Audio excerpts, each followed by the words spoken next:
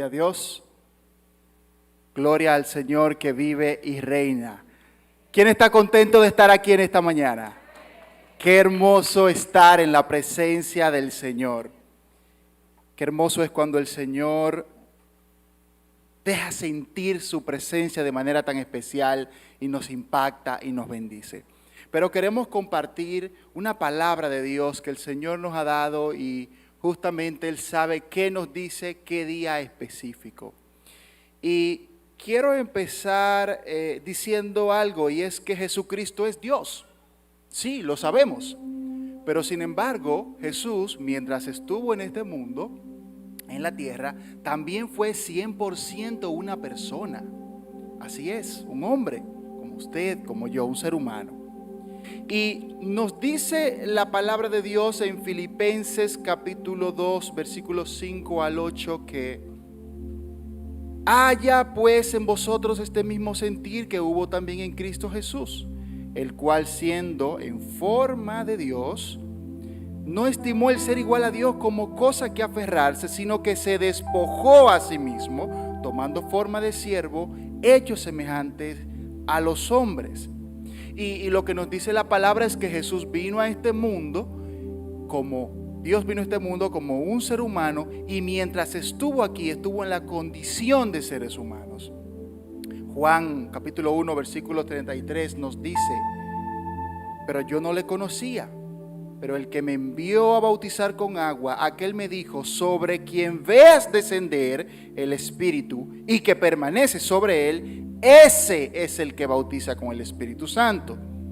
Lucas capítulo 4 versículo 1 también nos dice, luego de que Jesús fue bautizado, dice: Jesús, lleno del Espíritu Santo, volvió del Jordán y fue llevado por el Espíritu al desierto. Es decir, aunque Jesús es Dios, mientras estuvo en este mundo fue 100% hombre. Y ojo con esto, necesitó, era prioridad, era fundamental para él una íntima comunión con el Espíritu Santo. ¿Cómo? Pero era Dios, sí, pero era hombre. Mientras estuvo aquí como ser humano, necesitaba y dependía constantemente del Espíritu Santo. Hermanos, y si eso era Jesús, nuestro Señor, si eso era Cristo, el que nunca pecó, que estaba lleno, fue investido, fue revestido del Espíritu Santo, ¿qué no seremos nosotros? ¿Qué no seremos nosotros, simples mortales que estamos en este mundo con luchas y dificultades? Tanto más nosotros necesitamos vivir en intimidad y comunión con el Espíritu Santo. ¿Quién puede decir amén? Entonces veamos, en base a esto, qué nos dice la palabra de Dios sobre la relación de Jesucristo con el Espíritu Santo. Y ese es el título del mensaje de hoy. Cabina, si pueden volver al anterior. Jesús y su relación con el Espíritu Santo. La primera parte específicamente que compartiremos, veremos ya luego en otros momentos las partes siguientes, pero hoy veremos cómo tomar decisiones. Cómo tomar decisiones imitando a Jesús en su intimidad con el Espíritu Santo. Primero, y para los niños que están anotando, quiero preguntar a los niños que tienen una hoja como esta, levanten su hoja los niños. Muy bien, hay muchos. Bien, el título del mensaje lo tienen ahí. El primer punto que veremos es que debemos ir al monte a orar. ¿Y qué nos dice Lucas capítulo 6 versículo 12 al 16? Que lo leímos. En aquellos días él fue al monte a orar y pasó la noche orando a Dios. Y cuando era de día llamó a sus discípulos y escogió a 12 de ellos, a los cuales también llamó como apóstoles: a Simón, a quien también llamó Pedro, a Andrés su hermano, Jacobo y Juan, Felipe y Bartolomé, Mateo, Tomás, Jacobo hijo de Alfeo, Simón llamado Celote, Judas hermano de Jacobo y Judas Iscariote, el que llegó a ser el traidor. En aquellos días Jesús fue al monte a orar. El primer principio que vemos es que como cristianos, si queremos imitar a Jesús respecto a cómo tomar decisiones, debemos ir al monte a orar. Pero Jesús necesitaba constantemente estar en comunión con el Señor. Y es interesante porque días antes de esta narración vemos que Jesús estaba en una sinagoga, sana a un hombre que tenía un brazo manco o seco, o la mano seca, y esto genera el odio, el furor de los judíos de ese tiempo. Jesús estaba en su primer año de ministerio, ya estaba creciendo su popularidad y tenía un grupo de discípulos ya reclutados, pero empezaba la presión. Mientras que empezaba el crecimiento de su ministerio, aumentaba la presión de la sociedad. En ese momento Jesús se ve en necesidad de elegir a sus 12, a sus apóstoles, los que seguirían el mensaje de él luego de su partida y resurrección. Pero dice que Jesús fue. Y esa palabra que se utiliza ahí en el idioma original, lo que dice es que Jesús salía, Jesús se alejaba, Jesús se escapaba. Esto nos muestra la gran importancia que le daba el Señor a la oración, especialmente antes de tomar decisiones difíciles. Jesús se alejaba, se apartaba. Él no se dejaba controlar de las circunstancias que vivía. Él buscaba la dirección del Espíritu Santo para responder a esas circunstancias. Como creyentes nos vemos presionados y atacados por decisiones difíciles, crisis que llegan a nuestras vidas, problemas de salud, etc. Es en esos momentos que tal vez muchos nos desesperamos, nos preocupamos por qué pasará. Sin embargo, Jesús no actuaba así. Jesús no se dejaba controlar de la crisis o de la decisión difícil, sino que Él iba en comunión a la presencia del Padre, a buscar la dirección del Espíritu Santo. Lo mismo debemos hacer nosotros. En medio de la presión, cualquiera que sea que enfrentemos, la solución, hermanos, es escaparnos a la presencia de Dios. Es ir a la presencia de Dios. No es quedarnos ahí en el ambiente de crisis. Es salir huyendo al secreto de Dios. Y ahí estar en comunión, en conversación con el Espíritu Santo. Alguien que hacía esto era Moisés. Luego de que él subió al monte y el Señor le dio los mandamientos, ve el pueblo que hace el becerro de oro, rompe la tabla y luego sube a la presencia de Dios y le dice: Señor, ¿qué es lo que va a pasar con nosotros?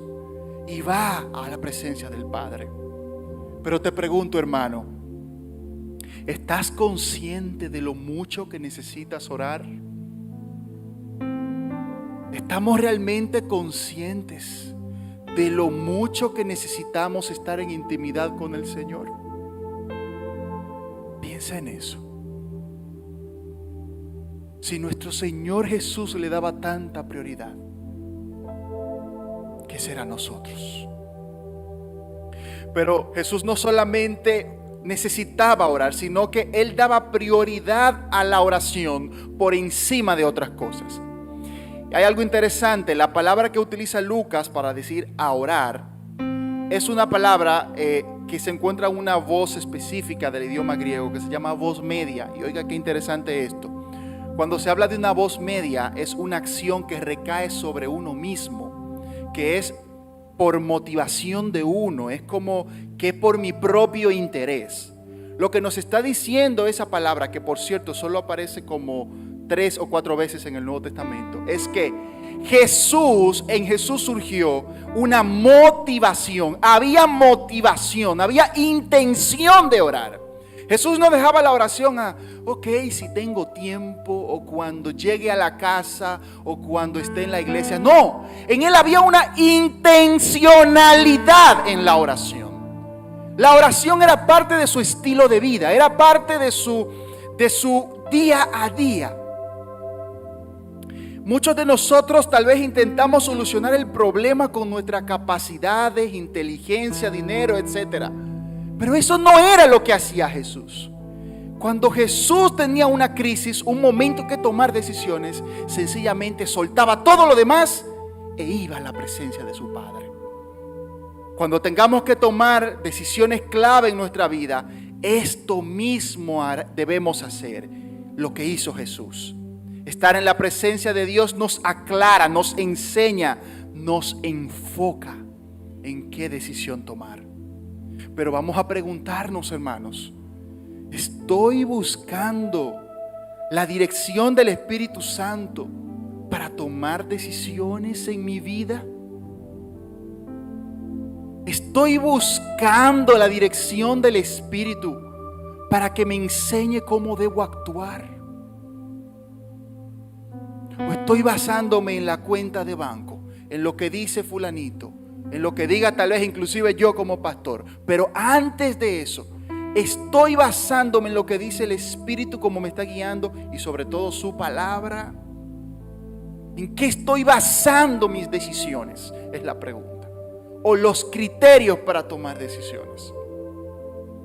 Mientras que el primer punto que vimos aquí es que debemos ir al monte a orar. Lo segundo que veremos es que debemos invertir tiempo en oración. No es lo mismo orar que invertir tiempo en oración. Jesús iba al monte, pero Jesús dedicaba tiempo a la oración. El versículo 12 dice: en aquellos días él fue al monte a orar y pasó la noche orando a Dios.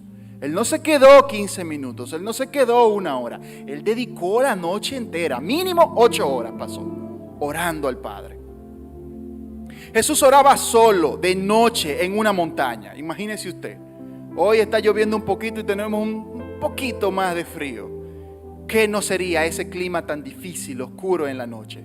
Jesús superaba sus propias limitaciones físicas para estar en la presencia de Dios. Debemos hacer el espacio, el lugar para tener intimidad con Dios. Aunque la carne no quiera, aunque haya muchas cosas que hacer, aunque haya trabajo, compromisos familiares, etc. Nuestra prioridad debe ser pasar tiempo con el Espíritu Santo, tal y como lo hacía Jesús. Tener verdadera intimidad con el Espíritu Santo no es fácil. Requiere que seamos persistentes, que nos neguemos a nosotros mismos. Sin embargo, a medida que más estamos en su presencia, mayor fortaleza, dirección y más deseamos estar con Él. Es algo que se vuelve adictivo. Mientras más uno está en la presencia de Dios, más quiere estarlo. Ya no es suficiente 1 hora, sino que queremos escuchar su voz, queremos ser quebrantados por Él. Y te pregunto entonces, hermano, ¿cuánto tiempo estás invirtiendo para estar en la presencia de Dios? ¿Será que solamente te levantas en la mañana o al final del día, 10 minutos, 15 minutos, Padre, gracias, una lectura bíblica y ya? ¿Será que hemos descuidado esa intimidad intencional como lo hacía Jesús? Pero estás persistiendo en la oración para que sea el Espíritu Santo que te guíe a tomar esa decisión. Estás persistiendo en orar para escuchar su voz. A veces oramos: Señor, bendice mi proyecto, pero le preguntamos al Señor si Él está de acuerdo con ese proyecto. Señor, yo tengo este plan, bendícelo ahora. Ajá. ¿Y está de acuerdo el Señor con eso? Mira, Señor, esta joven, mira este joven que estoy conociendo, me gusta, me agrada. Bendice nuestra relación. ¿Y eso es lo que el Señor quiere para ti? ¿O quiero este negocio o este estudio universitario? ¿Será esto lo que el Señor quiere? El Espíritu Santo hoy nos hace un llamado a pasar tiempo en su presencia para consultar su opinión. Que nuestras decisiones las estemos basando solo en Él. ¿Quién puede decir amén? Mientras que el primer punto es que debemos ir al monte a orar, lo segundo que vimos es que debemos invertir tiempo en oración. Lo tercero es que debemos estar en comunión con el Espíritu Santo. El versículo 13 nos dice: y cuando era de día llamó a sus discípulos y escogió a 12 de ellos, a los cuales también llamó apóstoles. Fíjense en algo, aquí la palabra llamó se va a usar 2 veces. La primera vez que dice que Jesús llamó a sus discípulos se refiere a que les habló, les habló de manera audible, clara, para que estén cerca de Él. Y es interesante porque en el idioma griego hay 10 palabras que se utilizan para decir llamar, pero la palabra que se utiliza aquí significa llamar para que se quede cerca. Es llamar a alguien para que se mantenga cerca de quien lo llama. Jesús nos hace un llamado general a todos para estar cerca de Él, pasar tiempo en su presencia, conocerlo más y más. Sin embargo, depende de nosotros cómo respondemos a ese llamado. Algunos dirán que tienen muchas ocupaciones, que tienen poco tiempo, pero la realidad es que nos falta decisión, nos falta voluntad para cambiar nuestros hábitos e ir profundamente a la presencia de Dios. Muchas veces el Espíritu Santo nos inquieta a apartarnos, a estar en un tiempo de intimidad y oración y desconectarnos de todas las cosas. En ese momento tenemos dos opciones. O decimos, sí Señor, paso tiempo en tu presencia. O no Señor, tengo otras cosas que hacer. ¿De cuáles seremos nosotros? ¿De los que escuchan el llamado de Dios o de los que lo ignoran? Yo no sé si a usted le pasa, pero a mí sí me pasa. A veces estoy haciendo algo, hasta haciendo algo del ministerio, y siento el Espíritu Santo que me dice, deja eso. Suelta ese teléfono, no llames ahora, desconéctate, vete a mi presencia. Y muchas veces he tenido que hacerlo, es frecuente. Y gracias a Dios que lo hago, porque siempre que escucho su voz, Él quiere tratar algo conmigo, decirme algo, transformar algo en mi vida. Estamos escuchando ese susurro del Espíritu para ir a la presencia del Padre. Que el Señor nos ayude a esto. Pero estar en comunión, al estar en comunión con el Espíritu Santo, Jesús escogió a 12 de sus discípulos. Y esta palabra es muy interesante porque lo que significa es tomar una decisión de acuerdo a una preferencia específica. Es seleccionar a alguien para uno mismo. Y recuerdan lo que les dije hace un momento de la voz media, que es una intención propia, una decisión. Es la misma palabra, es el mismo tipo de palabra. Jesús tuvo la decisión de elegir a esas personas para que estuvieran cerca de Él, una intencionalidad. En el Antiguo Testamento Dios escogía reyes, profetas, personas diversas para usarlo. Pero en esta ocasión eligió a simples personas, pescadores, cobrador de impuestos, rechazado por la sociedad, gente común. Asimismo, Dios nos escoge a nosotros. Y a veces tenemos que tomar decisiones. Próxima imagen, cabina. Como por ejemplo, ¿con quién me voy a casar? ¿Qué carrera voy a estudiar? Y es en ese momento donde se hace más imprescindible. Y pongo esto de ejemplo porque son cosas que impactan en nuestro futuro. Pueden ser otras. Pero es en esos momentos clave que debemos pasar tiempo en intimidad con el Señor para escuchar su opinión. El resultado de la oración de Jesús fue que eligió a las personas específicas que cumplirían su misión. Cuando dedicamos tiempo de calidad para escuchar la voz del Espíritu Santo, Él nos guía. Pero fíjate, tiempo de calidad. No es que fui, me arrodillé, oré 5 minutos y me fui y ya creo que tengo la voluntad específica de Dios y estoy claro. No, es dedicar tiempo. En ese momento nos damos cuenta que lo importante no es lo que yo deseo, no es lo que yo quiero, no es como yo veo las cosas, sino lo que opina Dios, lo que opina Cristo, su voluntad específica para mi vida. Al estar en la presencia de Dios se me quita esa venda de prejuicios, esa venda de autoconfianza, de confianza en mi capacidad, y empezamos a depender del Señor. Hermanos, si aplicáramos este principio a cada área de nuestra vida, evitaríamos tantos problemas económicos, enfermedades, conflictos personales, etcétera. Pues no tomaríamos decisiones basadas en mi opinión, solamente en mi criterio, sino en la voluntad del Señor. Cuando un cristiano hace de esto un hábito, su vida cambia. Comienza a ser feliz en cada circunstancia, pues sabe que pase lo que pase, el Señor está en control. Porque si esa es su voluntad, Él obrará para bien. ¿Quién puede dar un aplauso al Señor?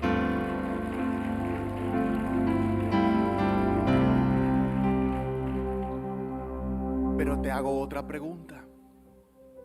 ¿Estás tomando decisiones basadas en tu criterio o en el del Espíritu Santo?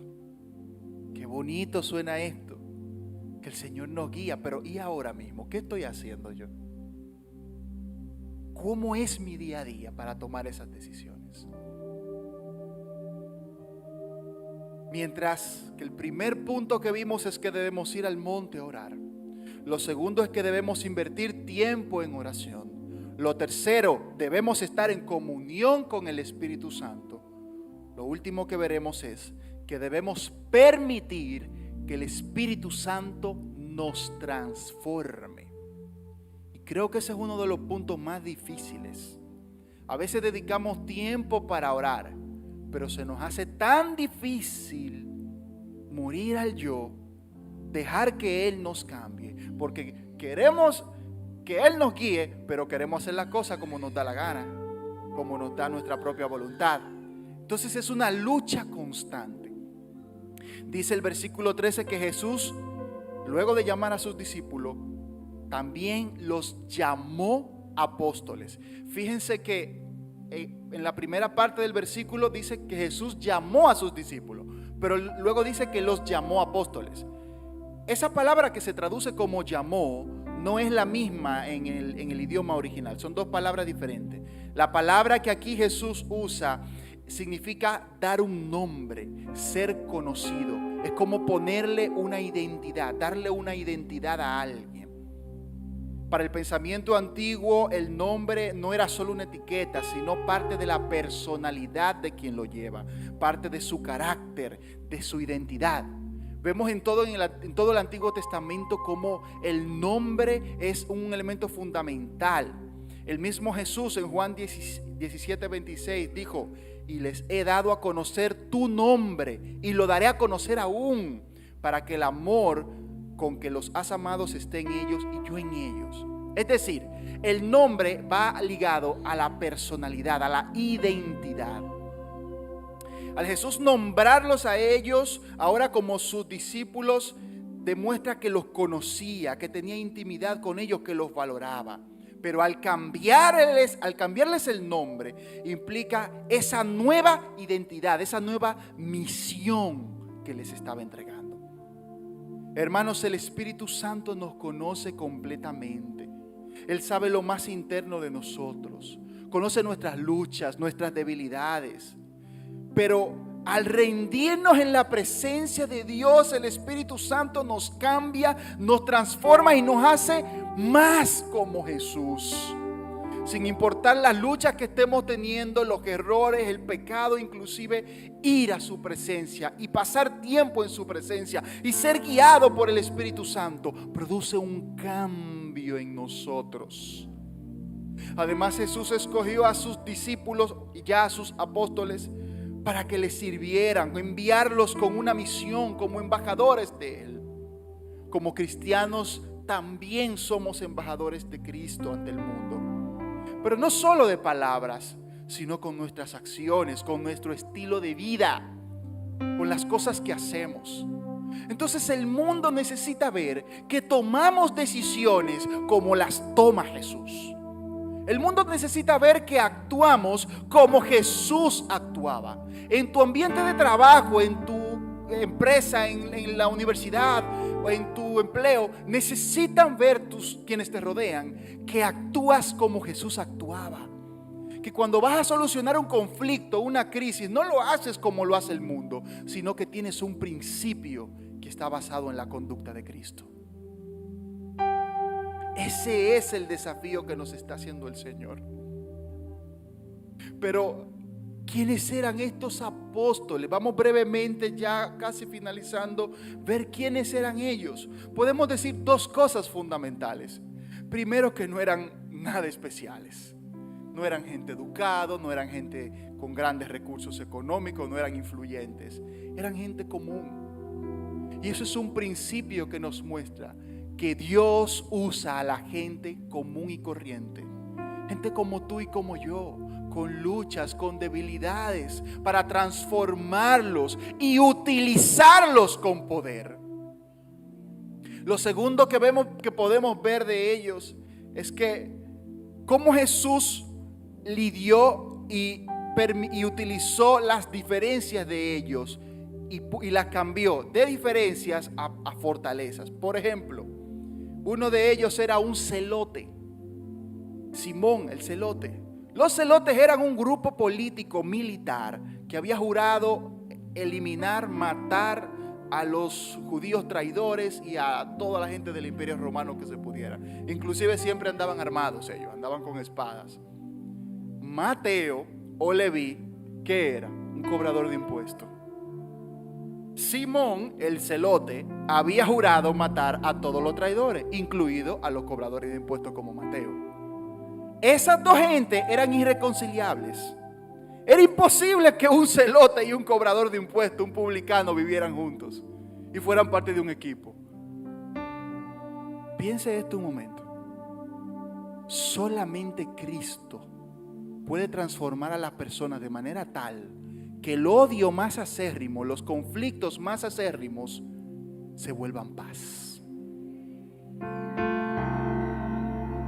La decisión del celote Simón hubiera sido acabar con Leví, con Mateo. La de Mateo ni siquiera acercarse a ese hombre. Pero ellos entendieron que Cristo era más importante que sus diferencias. Hermanos, cuando somos guiados y transformados por el Espíritu Santo, Él nos da fuerzas para amar, para perdonar, para llevarle el mensaje de Cristo a otros con nuestro ejemplo. Finalmente, el último punto que miraremos aquí es que Jesús les dio una misión a ellos como apóstoles. Y este pasaje de Lucas capítulo 6 también lo presenta Mateo y lo presenta Marcos. Y quiero presentarle una breve sinopsis de qué dice el panorama completo, porque uno tiene que tomar las diferentes enseñanzas que da el pasaje paralelo. Lo leemos, es una recopilación de los pasajes, según Mateo 10, 1 al 4 y Marcos 3, 13 al 19. Después subió al monte a orar y pasó la noche orando a Dios. Y cuando era de día, llamó a sus discípulos y escogió a 12 de ellos, a los cuales también llamó apóstoles, y los estableció para que estuviesen con él, para enviarlos a predicar, para que tuviesen autoridad para sanar enfermedades y dolencias, y les dio autoridad sobre espíritus inmundos para que los echasen fuera. Jesús estableció a sus discípulos para 4 cosas, ya sus apóstoles. Primero, que estuviesen con él, enviarlos a predicar, tuviesen autoridad para sanar enfermedades y dolencias y echar fuera espíritus inmundos. Jesús deseaba primero que ellos estuvieran cerca de Él, que pasaran tiempo con Él, que lo conocieran, que tuvieran intimidad. Del mismo modo, también nosotros necesitamos estar cerca de Jesús. Lo más importante no es lo que yo hago para Dios, es que esté cerca de mi Dios. Escuche esto. Lo más importante no es cuántas veces yo predico al día, es qué tan en comunión yo estoy con el Señor. Y ese fue el primer objetivo que Jesús les dio. Segundo, la segunda responsabilidad era que predicaran el Evangelio. Luego de ellos ser transformados, llevarían ese mensaje a otros. Esto mismo quiere Jesús de nosotros, que luego de pasar tiempo, ser transformados por Él, le hablemos a otros de Cristo. La tercera responsabilidad era sanar enfermedades y dolencias. Y sabemos claro que el Señor nos da de su poder, de su autoridad, para sanar a los enfermos y llevar libertad a las personas. Y el último punto, la última misión, era que tuvieran autoridad sobre los espíritus inmundos. Cristo también espera que vivamos en el poder del Espíritu Santo para que los atados por el diablo sean libres. Pero ese es el resultado de tomar decisiones basadas en los criterios de Jesús, de tomar decisiones como Jesús lo haría. Y quiero pedirle que nos pongamos de pie un momentito ya para concluir. Mientras